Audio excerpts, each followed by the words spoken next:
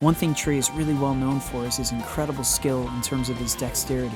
So we're going to take 3 different licks from 3 different songs and use them to help give our dexterity a massive boost. Hey, Chris here. Welcome to the lesson. Let's get into the first lick here. But just before we do, if you want to follow along, I've got a PDF of all these tabs. I did all 3 iterations of all 3 licks tabbed out for you. So download that if you want it. Let's get right into it. So the first one is going to be from David Bowie. Kind of fresh on my mind. I just did a lesson on it, and this lick here is such a tongue twister. So come up here to 12 of B with the pinky, and we're going to go like this.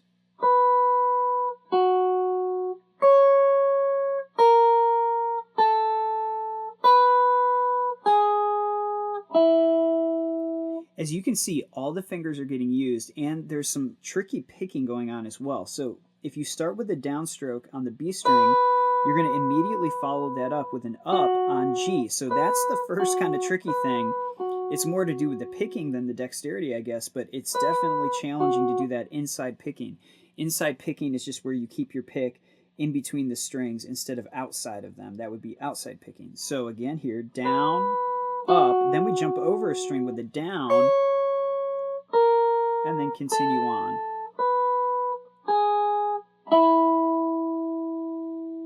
Now that we see how the lick goes, let's do some repetition with it. So I'm going to put the metronome on at 75 beats per minute and go for 8 repetitions. 1, 2, ready, and...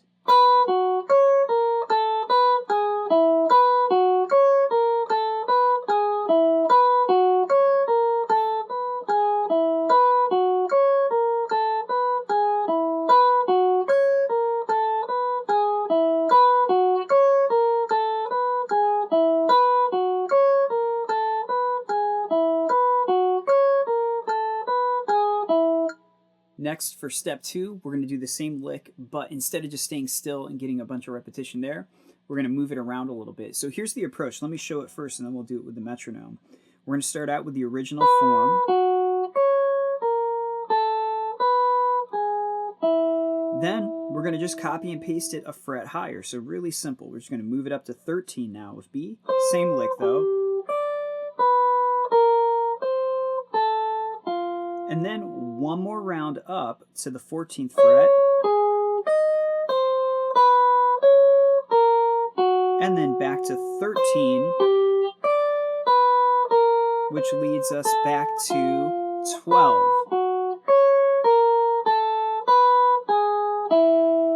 The reason that I'm doing it like that is so that we get movement going to the right, and I know I'm pointing to your left, but to your right when you go to play it, and then you get it to the left as well. So in a short amount of time and with a little bit of movement, you get to simulate more realistic movement in a song you might be playing. So here we go. Let's do it with the metronome at 75 beats per minute.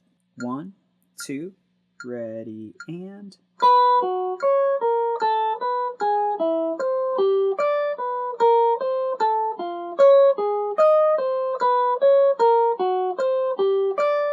One more time.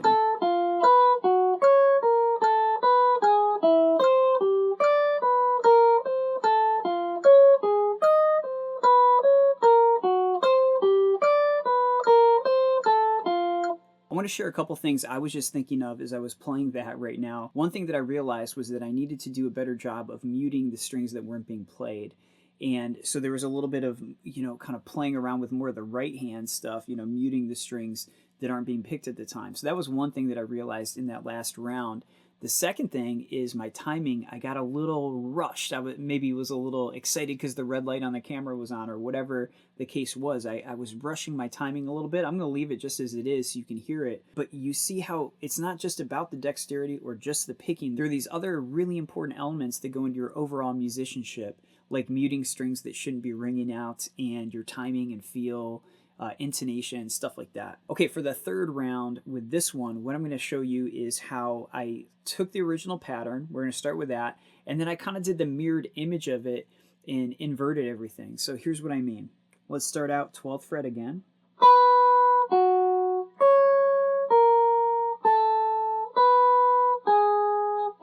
Now at that point, I'm going to do the mirrored image of it. So I'm going to start, instead of with the pinky, I'm going to start with the index.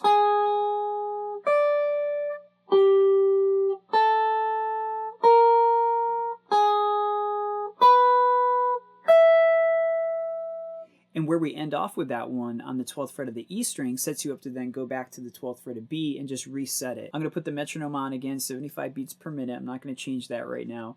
And we're just going to play the original one, invert it. 1, 2, ready, and...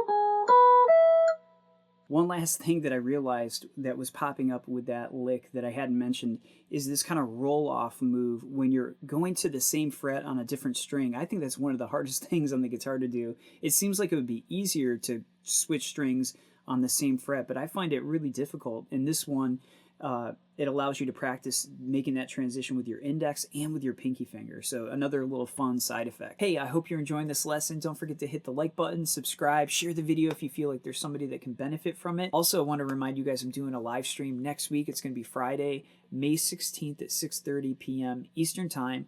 And I'm going to cover different ways you can get more out of your pentatonic playing, including adding modal tones, how to transition smoothly, and how to see the chords that live in each position. So it should be a really good time. I hope to see you there. Now, back to the lesson. Let's move on to the second lick, which is going to be from Guyute, and I'm going to show you what the original part is, and then we'll take it from there. All right, we're going to go to the 15th fret of the high E string, pinky finger, and we go like this.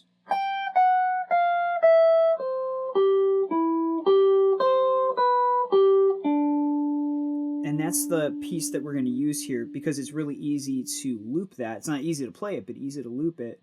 Let me do that really slowly.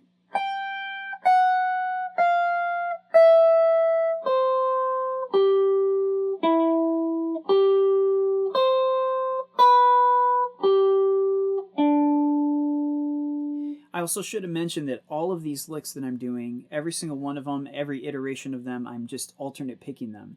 I'm not making a statement on you should alternate pick it or anything like that. There could be a lot of merit to practicing it with alternate picking and economy picking, where you do more of a sweep picking technique. I'll leave that to you to decide, but I'm just alternate picking it, keeping it really consistent. Okay, now here's what it looks like when I kind of loop it together and do repetitions of it. I'll just show a couple, and then I'm going to put the metronome on.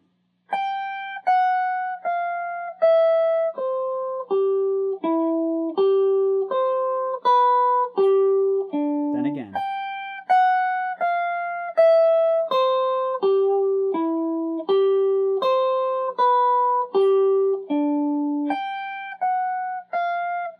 You get the idea. I should mention rhythmically, I'm feeling those as triplets. So when I put the metronome on, it'll go 1, 2, 3, ta-ga-da, ta-ga-da, ta-ga-da, ta-ga-da, ta-ga-da. So it's got a different rhythmic feel. 1, 2, 3.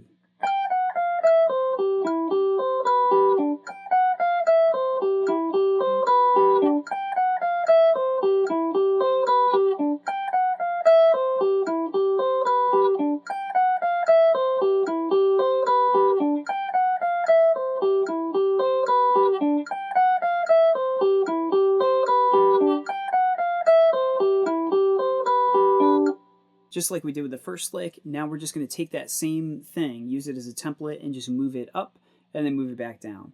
So let me show that real quick, and then we'll do it with the metronome. We'll start on 15.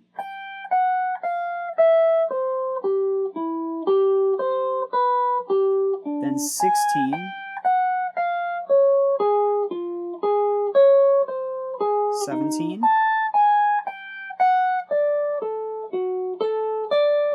Back to 16.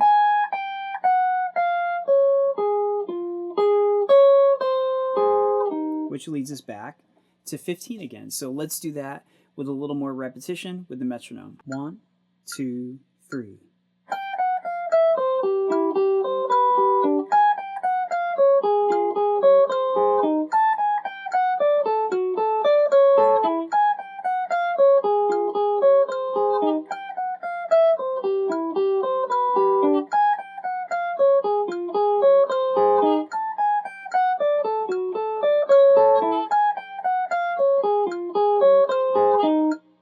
One more version with this one. We're going to start out the original way, and then we're going to kind of flip it on its head and invert it. Here's how it goes. Start on 15th fret again. So this part's the same as what we've been doing.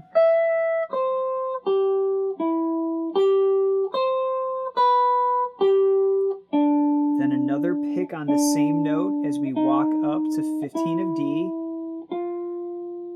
Then here.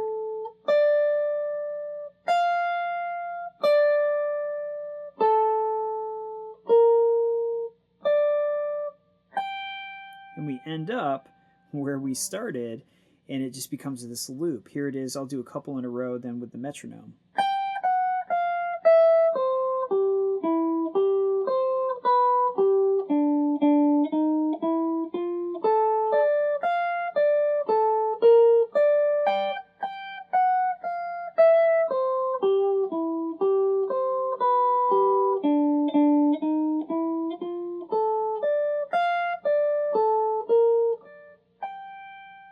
That last move is really tricky with the roll off with the pinky, but worth the effort. Now let's put the metronome back on, 75 beats per minute, and do a little repetition with it. 1, 2, 3.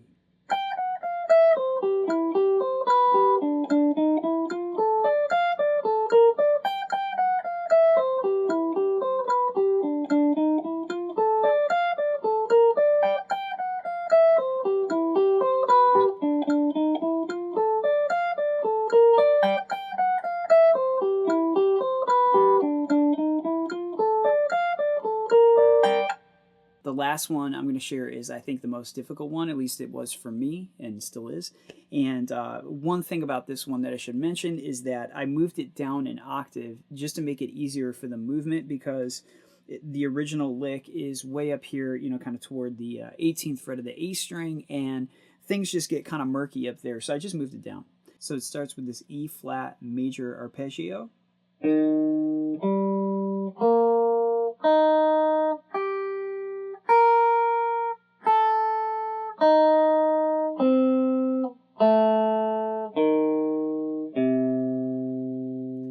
That's a deceptively tricky transition right here. I don't know what it is about that part, but that change right there really gives me a hard time, and that's part of why I wanted to practice this one and share it with you guys.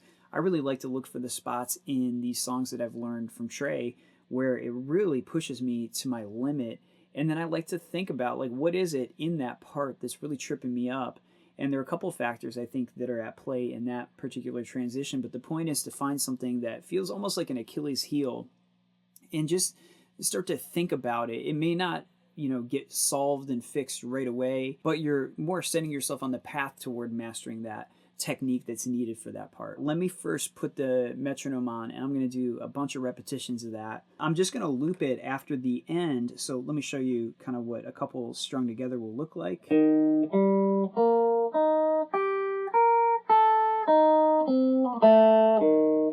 Then back up.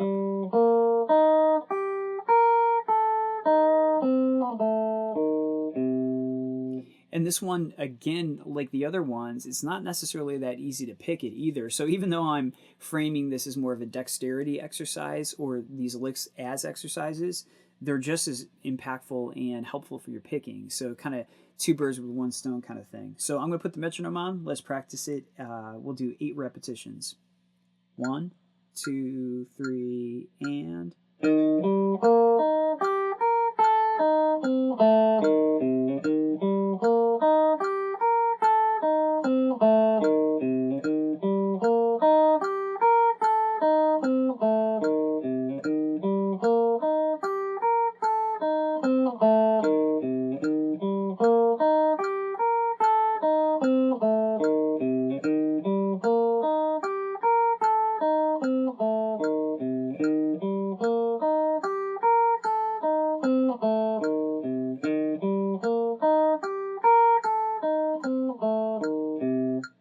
I found that something that really helped me keep track of everything and play it a little more cleanly was just mentally breaking it into little chunks. Like this shape right here is a really familiar one. That's kind of that C shape. So that one I think of as one, you know, kind of part of it. And then this form, I'm just seeing that as, like a D7 kind of shape, or it could be, part of a diminished. But that's one form, then a second form, and then a third one. I find that when you see it in those little chunks, it helps to keep track of it. And then your job then is to smooth it out and connect them. Next, let's do the iteration of this lick where we move it up and down. And this one's really tricky. So we start here with the original pattern on 6 of A. Then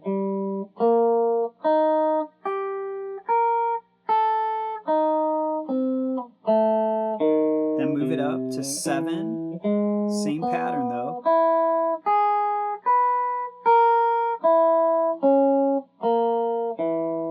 Then 8th fret.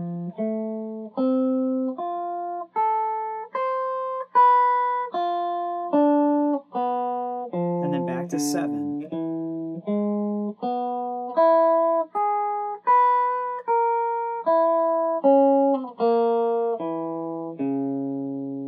It's quite a little workout with those arpeggios and the picking and the whole thing. So let's do it now, 75 beats per minute. 1, 2, 3, and.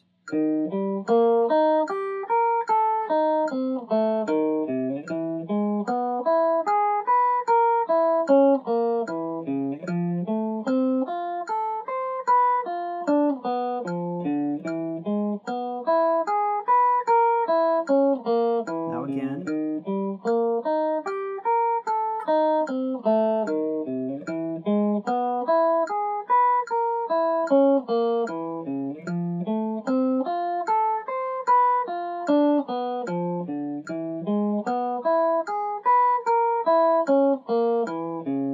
For the last iteration of this one, it's really kind of wacky. We're going to do that approach where we do the original form and then we just invert it and basically do the mirrored image. Let me explain that one first and then we'll give it a try.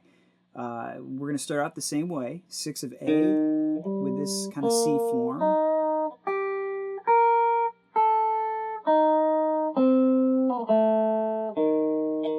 Then you're going to jump to 1 of high E.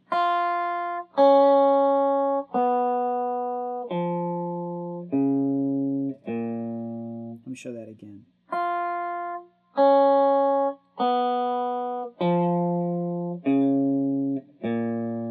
That's kind of the mirrored image of this C shape. It's just going the other direction, which is pretty strange. Then we follow that up with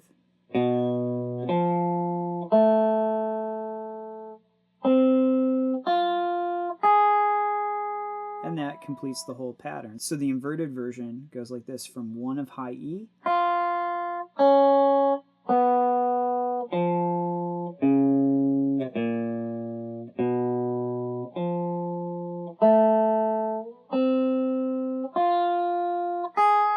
Here it is when you connect them. And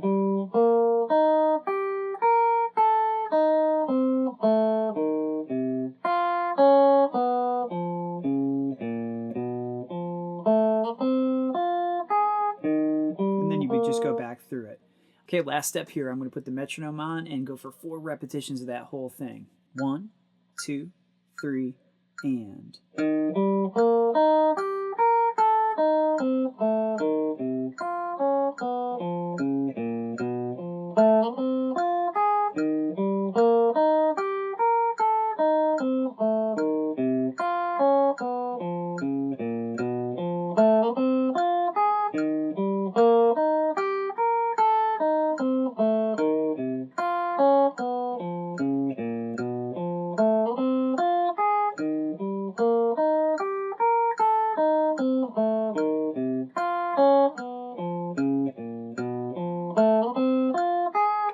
Thanks so much for hanging with me. I hope you enjoyed that.